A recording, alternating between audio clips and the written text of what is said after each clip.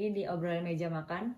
Sebelumnya kita mau minal aidin wal faizin ya. Selamat lebaran. Ya meskipun udah telat sih. But it's okay. Kali ini obrolan meja makan kita mau beneran meja makan. Finally. Kali ini kita mau ngomongin soal African American yang mati dicekek sama polisi. Dan sebelumnya, beberapa bulan sebelumnya juga ada African American juga yang mati ditembak lagi lari. Kayak suddenly dia tiba-tiba ditembak gitu. Pelakunya udah ditangkap dan udah diproses hukumnya. Akan menjalani proses hukum. Tapi kenapa orang-orang masih pada protes dan agak epic ya protesnya, agak heboh gitu.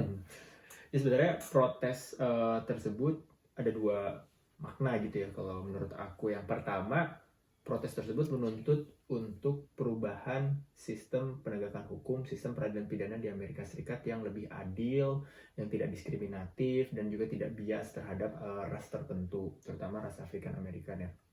Karena data Bureau Justice Statistic dan BPS-nya Amerika Serikat antara tahun 2000 sampai 2016 itu ada ketimpangan, ada disproporsi dari narapidana dan tahanan di Amerika Serikat. Jadi perbandingannya itu 5 orang African American dan 1 orang kulit putih. 5 banding 1 itu cukup kontras ya, cukup tinggi gitu ya. Itu data disproporsi atau ketimpangan jumlah populasi orang yang di penjara. Selain itu banyak juga riset-riset yang menunjukkan, yang melihatkan diskriminasi yang lain dalam proses peradilan pidana yang lain. Misalnya ada satu riset yang menyatakan bahwa sekali orang African American itu ketangkep, dia punya 3 kali peluang lebih besar untuk kemudian ditangkap di kemudian hari. Kemudian ada diskriminasi atau ketimpangan juga dalam pembayaran bail. Bail itu jaminan ketika ditahan, boleh tuh bayar bail untuk kemudian bebas, meskipun bukan bebas dari tahanan, tapi dia tetap menjalankan proses hukumnya gitu, sampai nanti ada putusan pengadilan dia bersalah atau tidak. Nah, orang African American ini membayar secara rata-rata ya $9.000 lebih tinggi untuk bail dibandingkan dengan orang kulit putih. Jadi berbagai macam ketimpangan dan diskriminasi tersebutlah yang dituntut yang pertama. Kemudian yang kedua, mereka juga menuntut agar proses hukum terhadap kedua pelaku diproses secara adil, kemudian tidak ada diskriminasi rasial yang terjadi di dalamnya. Kenapa bisa dikatakan kayak gitu? Karena di tahun 2014 tuh udah ada orang African American namanya Eric Garner, sama seperti George Floyd, dia ditangkap sama polisi, kemudian dicekek sampai mati, direkam sama video. Tapi polisi tersebut, pelaku tersebut, meskipun sudah ditangkap dan dipecat dari kepolisian, prosesnya nggak berlanjut. Jadi sama jaksanya itu nggak diproses, nggak dituntut, sehingga ya dia nggak masuk ke penjara, dia nggak menjalani hukuman. Karena ya orang-orang jadi curiga, ini kenapa nih bisa jadi diskriminasi rasial itu masih terjadi gitu. Nah, para pendemo protes itu juga menuntut bahwa proses penegakan hukum terhadap kejahatan-kejahatan yang ada aspek rasialnya itu diproses secara adil sampai tuntas, sampai kelar. Oke, jadi menurut kamu protes yang sekarang ada di Amerika ini tuh untuk melakukan perubahan sistem keadilan yang lebih baik lagi? Ya memang titik mulanya di sistem peradilan pidana ya, sistem penegakan hukum. Tapi ya momentum ini dipakai juga untuk menyuarakan keadilan-keadilan dan perlakuan anti diskriminasi rasial dalam berbagai aspek yang lain, baik itu aspek pekerjaan, dan aspek pendidikan, aspek kesehatan, aspek pemukiman atau housing. Jadi di Amerika Serikat tuh dulu ada housing segregation, jadi dipilah-pilah tuh orang kulit putih di wilayah ini, orang African American di wilayah ini. Nah, housing segregation itu dampak jangka panjangnya banyak ya. Jadi ada kecenderungan misalnya wilayah yang diisi sama orang African American itu kejahatannya tinggi dan lain sebagainya, sehingga orang-orang yang tinggal di daerah situ sulit untuk kemudian berkembang ya, karena secara struktural ya udah berbeda gitu, baik itu infrastruktur, baik itu kebijakan, keamanan dan lain sebagainya. Kemudian dari aspek kesehatan publik pun demikian. Ada satu riset yang membuktikan bahwa karena racial segregation tersebut, kemudian fasilitas kesehatan di wilayah itu lebih buruk, lebih rendah dibandingkan wilayah-wilayah yang cukup elit yang diisi oleh orang kulit putih. Sehingga akses mereka terhadap layanan kesehatan, fasilitas kesehatan itu juga lebih rendah. Kemudian gaji juga ya, pekerjaan. ada satu riset menarik di New York Times, nanti kita kasih linknya, itu yang menunjukkan bahwa ada perbedaan rata-rata penghasilan yang diperoleh oleh African American. Itu gapnya cukup signifikan gitu ya. Jadi meskipun mereka dapat pekerjaan, tapi ternyata secara rata-rata mereka dibayar lebih rendah. Dan di riset itu menunjukkan bahwa orang-orang yang lahir, orang African American yang lahir di kelompok atas, kelompok kaya, menurut standarnya African American, itu most likely punya peluang besar untuk kemudian jatuh miskin. Nah, ini yang terjadi karena berbagai macam ketimpangan aspek sosial, kultural, dan aspek politik ya, yang menyebabkan kesempatan mereka kemudian untuk berkembang, maju, itu lebih terbatas dibandingkan dengan yang orang-orang kulit putih. Gitu.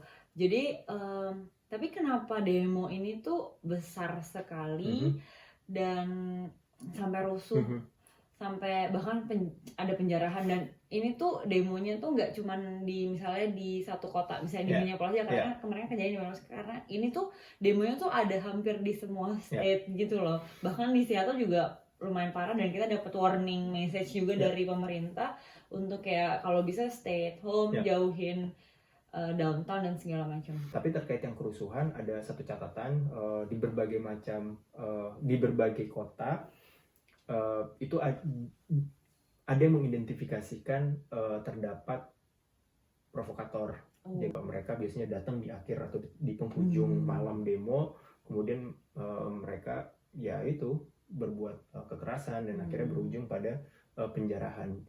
Dan ini sayang sekali sebenarnya, pesan utama dari protes keadilan rasial dan tidak adanya diskriminasi jadi kemudian ternodai gara-gara kekerasan ini. Tapi di aspek lain, Martin Luther King pernah bilang sebenarnya dia sangat mendukung protes tanpa kekerasan, jadi non-violent protest. Dia berkali-kali bilang non-violent protest. Meski demikian, Martin Luther King menyadari bahwa kekerasan atau riot itu bisa jadi tak terelakkan, bisa jadi tak terhindarkan, bisa saja terjadi ketika banyak suara-suara yang didengar. Atau mungkin suaranya didengar tapi kemudian salurannya mampet atau tidak ada perubahan. Nah, hal ini kemudian diteliti juga sama Stephen Darcy. Dia menulis buku The Languages of the Unheard. Ya, dia bilang bahwa kekerasan itu memang tidak bisa menggantikan kerja-kerja demokrasi, tidak bisa menggantikan kerja-kerja perubahan kebijakan yang sesuai dengan aturan dan lain sebagainya. Akan tetapi dalam keadaan tertentu, kekerasan ini bisa berguna untuk menyuarakan suara-suara yang sudah lama tidak terdengar, atau meskipun sudah disuarakan tidak mau didengarkan dan tidak mau direspon oleh si pemangku kebijakan. Dan kejadian ini mudah-mudahan bisa membuat pemangku kebijakan di Amerika Serikat atau mungkin di negara-negara lain ya berpikir kembali, merumuskan kembali kira-kira kebijakan apa yang benar-benar bisa menjamin, bisa merealisasikan suatu tatanan yang anti diskriminatif, yang adil dan setara. Selain itu ada lagi nggak alasan kenapa terjadinya masif banget? Ada beberapa yang memprediksi bahwa ini gabungan berbagai macam ya. Jadi ketimpangan yang diakibatkan oleh perlakuan diskriminatif selama bertahun-tahun, kemudian ditambah faktor unemployment yang terjadi selama proses atau selama pandemi corona ini. Di Amerika Serikat udah kalau nggak salah lebih dari 10 juta orang gitu yang yang kehilangan pekerjaannya gara-gara pandemi tersebut. Dan orang-orang African American dan orang-orang minoritas lainnya yang orang non kulit putih itu yang paling besar terdampak terhadap kebijakan ini. Kemudian orang-orang African American di beberapa kota itu juga mengalami angka kematian yang tinggi akibat pandemi tersebut ya. Mungkin karena ya tadi segala macam fasilitas untuk Kurang, mendukung terbatas. kesejahteraan ini kurang, mulai dari kesehatan, mulai dari lingkungan tempat tinggalnya dia, pendidikan, atau pekerjaan dia yang kemudian bisa melindungi dia dari Jadi lebih gampang iya, terkena kayak dampaknya.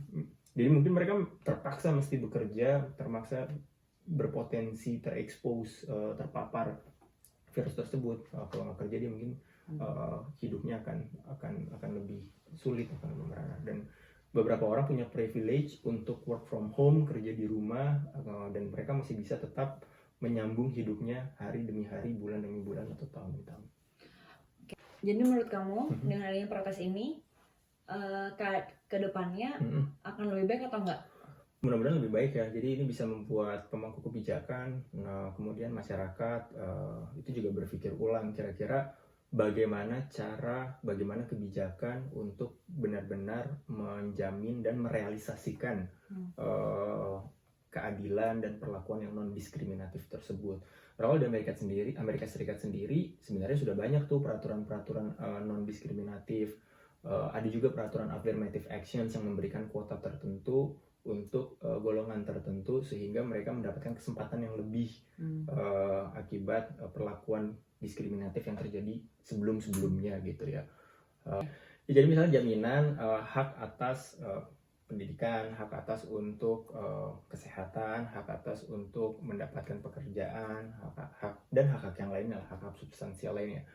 Nah, meskipun sudah dijamin oleh peraturan dan kalaupun dilanggar bisa digugat gitu ke pengadilan dan kemungkinan menangnya besar, tapi secara kultural maupun secara struktural diskriminasi itu bisa aja terjadi gitu, dan orang-orang yang terdiskriminasi memiliki posisi start yang berbeda, yang tertinggal. Jadi misalnya orang African American sudah ditinggal di housing, pemukiman yang disegregasi, kemudian lingkungannya dia tidak kondusif untuk dia tumbuh kembang, apakah karena tingkat keamanannya tidak sebaik dengan lingkungan yang affluent atau lingkungan yang elit, kemudian orang tua mereka mungkin perlu kerja 2, 3, 4 kali lebih keras dibandingkan dengan orang-orang yang yang mampu, yang punya privilege, kemudian ya sehingga posisi mereka untuk sekolah, posisi mereka untuk berkuliah, dan kemudian posisi mereka untuk bekerja itu juga sedikit tertinggal dibandingkan dengan orang-orang yang punya privilege sebelumnya gitu. Jadi ini yang perlu jadi evaluasi ke depannya ya. Oke, jaminan sudah ada, perlindungan sudah ada, dukungan sudah ada, tapi yang perlu ditanyakan adalah ini ke teorinya Amartya Sen, apakah benar-benar masyarakat itu punya kapabilitas, kemampuan untuk melaksanakan, untuk mengeksersis hak-haknya, untuk mengeksersis segala sesuatu yang diharapkan, yang diinginkan. Dan yang kedua, apakah dia punya kebebasan, punya freedom untuk memilih apa yang terbaik untuk dirinya. Dia tidak merasa takut diopresi, dia tidak merasa takut ditindas, dia tidak merasa takut didiskriminasi. Nah, dua hal itu yang menjadi refleksi buat kebijakan-kebijakan ke depan. Oke, itu obrolan meja makan episode kali ini. Semoga bermanfaat untuk teman-teman, bisa diambil juga mungkin apa yang terjadi itu mungkin itu di semua negara, itu bisa kita ambil juga di Indonesia, mungkin rasisme juga masih banyak gitu kan. Kalau mau tahu lebih jelasnya atau lebih detailsnya lagi, nanti kita akan taruh link artikel, link riset yang tadi aku sebutin. Ada di YouTube kita, boleh mampir-mampir sekalian di subscribe.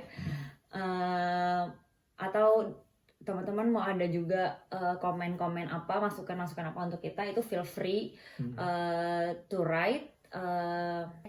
Thank you banget sekali lagi untuk yang udah nonton. Stay healthy and stay happy. Bye.